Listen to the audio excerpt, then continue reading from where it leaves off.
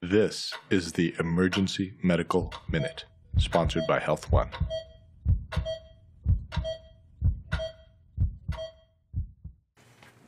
So I think nothing characterizes our job more as a team than the care that we provide to patients that are near cardiac arrest, so the truly critically ill patients. So in terms of sort of patients that come in sort of pulseless, either from trauma or from a medical cause, there's generally well-substantiated protocols, ACLS or ATLS, where in an organized way we can manage the care of those patients, whether it's a VFib arrest or a PA arrest or blunt trauma arrest or penetrating trauma arrest. But what I wanted to talk about is sort of the patients that are near arrest, because I think that those are the patients where the differential is wider, the protocols are less well established, and coming up with sort of a schema where you could approach that using the tools that we have from our not sick patients or from our protocols could really change the management of those patients. So the way I would like you to think about it is sort of the way I think about it when I hear of a critically ill patient coming in. The first thing I do is try and organize myself as far as the differential diagnosis, and then sort of the equipment that I need, where it needs to be, and the team members that need to be organized to participate in a successful resuscitation. So by way of introduction, I wanted to talk a little bit about the differential diagnosis first, and then talk a little bit about how we organize as a team. And I think that going through an exercise like this helps us stay organized when those near or those critically ill patients come in. So as far as sort of the differential diagnosis of cardiac arrest, I mean, we've all taken ACLS, right? So they teach the construct of the H's and the T's, right? And I'm not generally a fan of mnemonics, but I think that in the case of something like this, you know, when the pressure is high, it's good to stay organized with something like that where you can go through a system in your mind.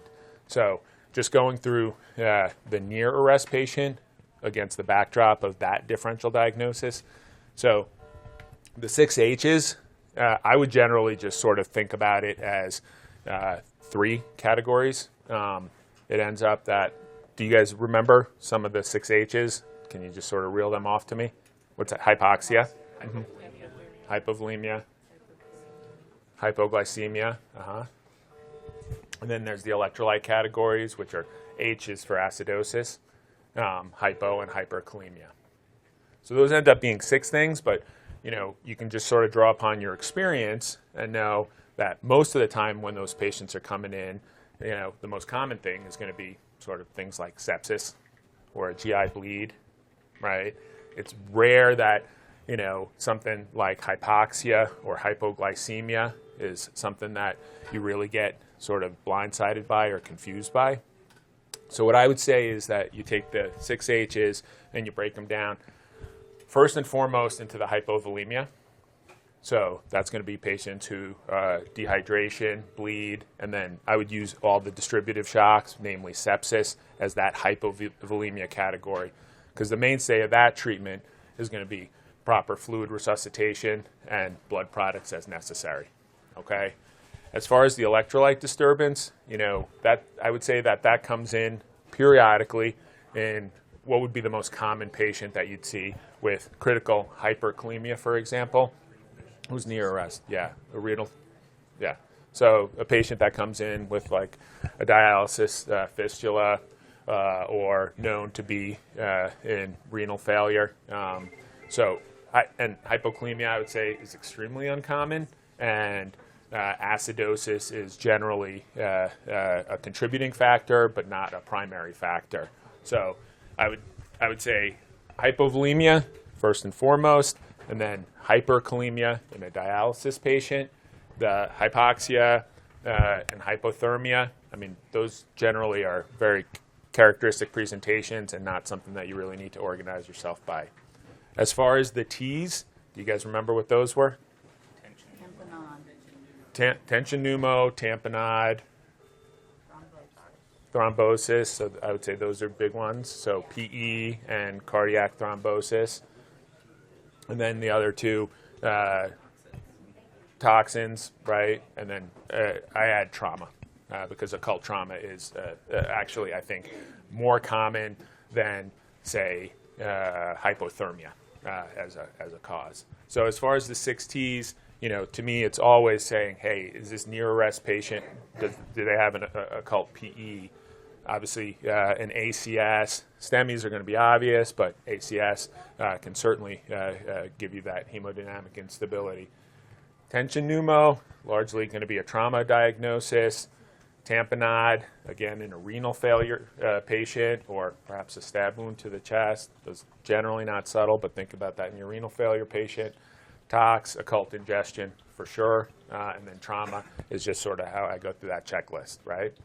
So, this is an exhaustive list of the peri-arrest, but I think that if you use the construct of the 6 H's and 6 T's, but frame it in a way of, the things that we see commonly, and you go through that checklist, specifically with regards to hypovolemia, hyperkalemia in a renal failure patient, the thromboses diagnosis, and occult trauma or occult ingestion, I think it gives you a strong sense of, what you're going to need to do in terms of organizing your priorities. I think this will be sort of a good introduction, and then, I think at my next medical minute, which I'm doing in a couple of days, I'll talk about how against this construct, we organize our team and divide our resources so that, we can identify those conditions and treat them expeditiously. And I think that if we go through this, a couple of times, I think that, the sick trauma patient, or the sick PA-arrest or VFib. I mean, we all know the protocols, but it's those near arrest patients where, I think if the organization breaks down, the situation becomes more stressful, and, we can't, the system wouldn't be optimized for results. So, okay? Does that all make sense? Okay. All right, thanks, guys. We are on a quest to provide the world with free medical education. Please help us out by rating us on iTunes, following us on social media, and subscribing to our newsletter at emergencymedicalminute.com.